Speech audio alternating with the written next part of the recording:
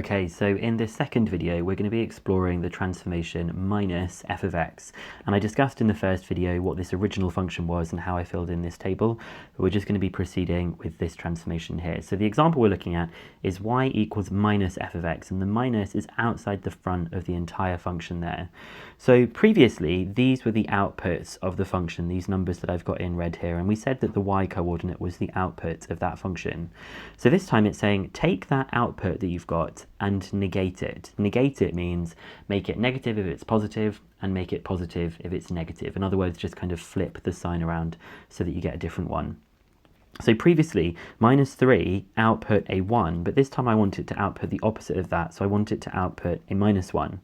And previously minus 2 output 3, so I'm going to want to output a minus 3. So I'm just going to negate all of these values along here, so I'm going to get a minus 1, a minus 1, a 2, a 2, and when you negate a 0, you just get a 0, it just stays the same way.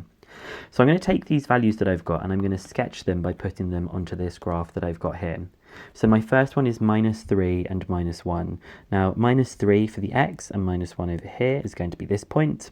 Minus 2 is going to go down with minus 3 as these pair of coordinates. Minus 1 goes with minus 1. 0 goes with minus 1. 1 goes with 2. 2 goes with 2. And 3 goes with 0. Now I'm wondering if you can spot what's actually happened here. If I connect these together, it may be a little bit clearer for us to see what's happened. So I'll connect these two here. Let's see if I can do that a little bit neater. That's better. So all of the y coordinates have negated, or they've kind of flipped over.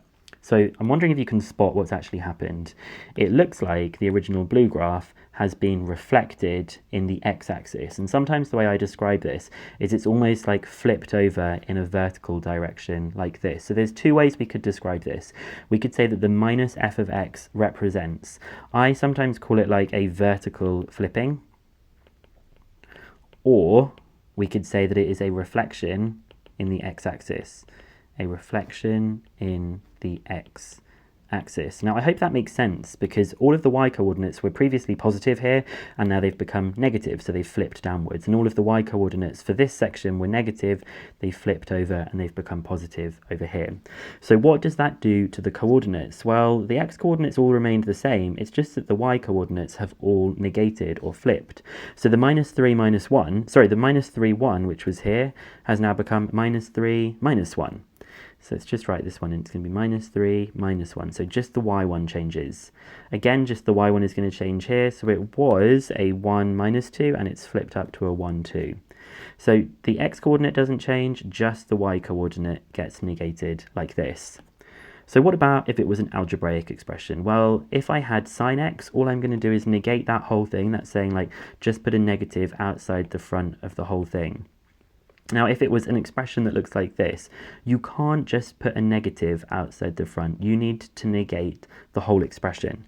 So you can either write that with like a minus and then brackets around the entire expression to show that it's being negated, or you can just negate each individual term. It's a bit like when you expand the brackets with a negative, you get each part becoming a negative part. So the version of minus f of x is minus x squared minus 2x minus 3. Now, just like before, I'm going to show you on Desmos what this looks like. So I'm just going to activate this one that's on number 6, where it says minus f of x. You can see how that original graph is just reflecting and flipping over in that vertical direction in the x-axis, okay? So that's what these functions are going to correspond to. So in the next video, we're going to look at one that is perhaps a little bit trickier. It is f of x plus a. Found this video helpful? Then why not drop it a like and consider subscribing to my channel. If you'd like the next video in the playlist, you can click here to be taken straight to it. And as always, wishing you the very best for all your studies.